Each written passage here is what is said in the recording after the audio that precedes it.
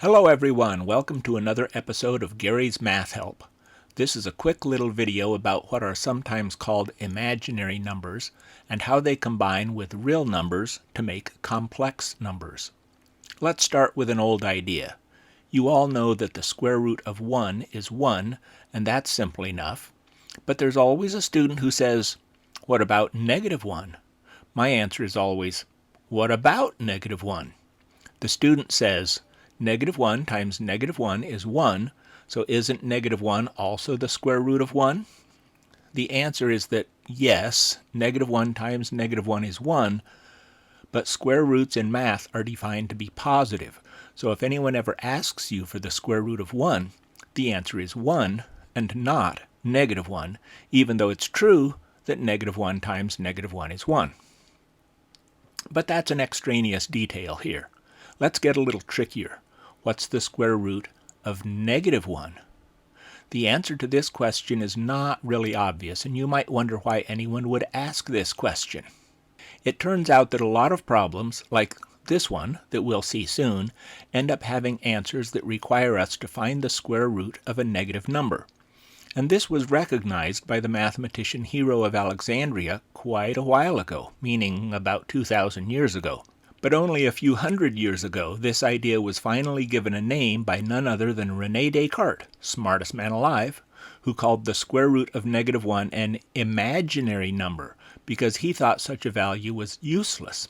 I mean, even when it really is the solution to an equation, Descartes was right that you can't count it on your fingers, so it does seem kind of useless at first glance. But even the smartest man alive was wrong about several things, and this was one of those things. It turns out that these imaginary numbers are quite useful in mathematics and in many scientific and engineering applications. Trust me on this. Anyway, back to the math. We define the square root of negative 1 as the constant I, which of course stands for imaginary. We just pretend that it exists even though there's no real number that actually can be squared and create negative 1. So we don't know what I is, but whatever it is, I squared equals negative 1. And then, once we've defined it in this way, I can be manipulated almost like a regular value. We could multiply I by 4, and we would get 4i. We could subtract 7 from I and get I minus 7, and so on. We can even raise I to integer powers. We already know that I squared is negative 1, but what's I cubed? Well, we can rewrite I cubed as I squared times I, and since I squared is negative 1, we get I cubed equals negative 1. Similarly, I to the fourth power is just I squared times I squared, which is negative 1 times negative 1, which is 1. And then higher powers of I repeat this cycle.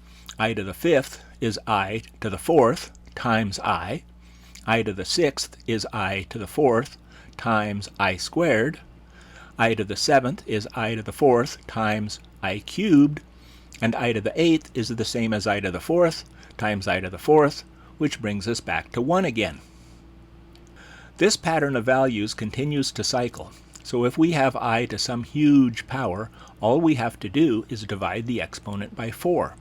Those values are all 1, and the remainder gives us the result according to the pattern. So, for example, I to the 37th power. We divide 37 by 4 and get 9 with a remainder of 1. So I to the 37th is the same as I to the 4th to the 9th power times I to the 1st power, which is just I, and then we see that we have 1 to the 9th power times I, which is just I by itself. If this isn't clear, rewind and watch it again, because this is an important skill. With a little practice, it's pretty easy, and you don't want to miss a question like this on the test. We have a special way to combine imaginary numbers with real numbers. We define a complex number to have the form a plus bi, where a and b are ordinary numbers, and I, of course, is the square root of negative 1. So, for example, a complex number might be 3 plus 2i, or 7 minus 5i, or 6 plus I. Notice in this one the b value is 1, and we don't need to write it explicitly because 1 times I is just I. Anyway, in these complex numbers, the A is called the real part and the B is called the imaginary part. That feels wrong, of course, because B is just a number. Shouldn't the imaginary part be the whole quantity BI? But that's not how the mathematicians do it. I mention this because sometimes the homework will ask you the value of the real part and the value of the imaginary part, and I don't want you to mistakenly type the I. We can add and subtract complex numbers pretty easily. To add, we just add the real parts together and add the imaginary parts together and then write the result in A plus BI form.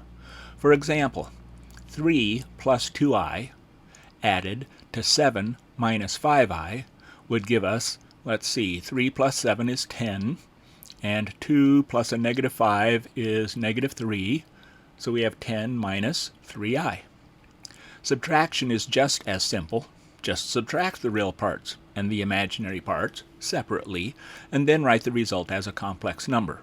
So 3 plus 2i minus 7 minus 5i would be 3 minus 7 for negative 4, and then 2 minus a negative 5, giving us 7.